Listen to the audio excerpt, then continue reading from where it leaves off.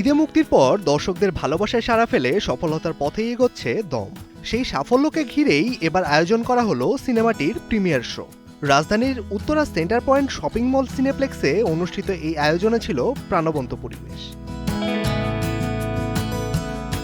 ঝলমলে আয়োজন আর তারকাদের পদচারণায় মুখর ছিল এই আয়োজন।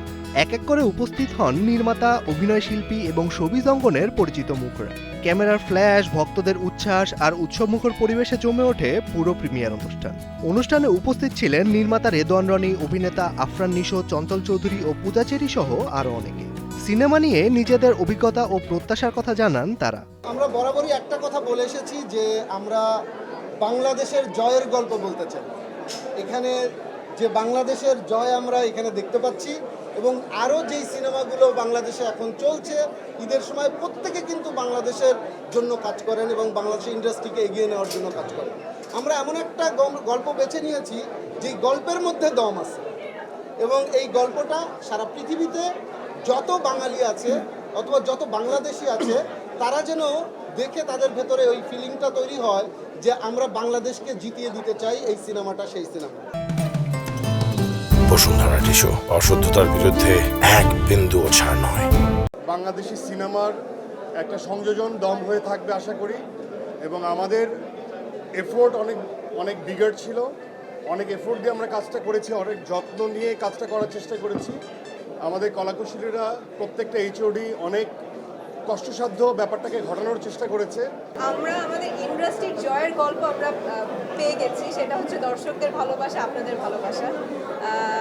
আর অনেক অনেক ধন্যবাদ আপনাদেরকে, আপনাদের প্রতি আমিও অনেক বেশি কৃতজ্ঞ যে আপনারা এত ডে 1 থেকে এই পর্যন্ত সাপোর্ট দিয়ে গেছেন।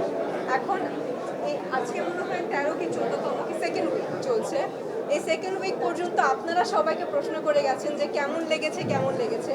আপনাদের জায়গায় এখন আমি গিয়েছি, এখন আমি আপনাদেরকে জিজ্ঞেস করতে চাইবো যে কেমন লেগেছে, আপনারা এনজয় করুন। এ সময় উপস্থিত অন্যান্য অতিথি ও তারকারাও সিনেমাটি নিয়ে নিজেদের প্রতিক্রিয়া ব্যক্ত করেন।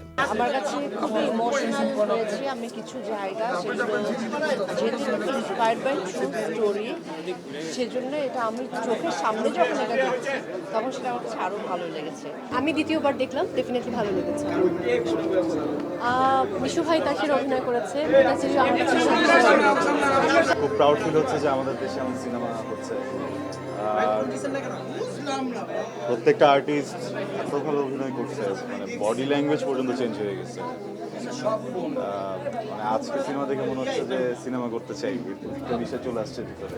যুদ্ধ আর বেঁচে থাকার গল্পে নির্মিত দম ইতোমধ্যেই দর্শকদের দম ধরে রাখতে পেরেছে। প্রিমিয়ারেই দর্শকদের আগ্রহ বলে দিচ্ছে দম এখন শুধু সিনেমা নয়, হয়ে উঠেছে আলোচনার কেন্দ্রবিন্দু। মেজবাউদ্দিন, কালের কণ্ঠ।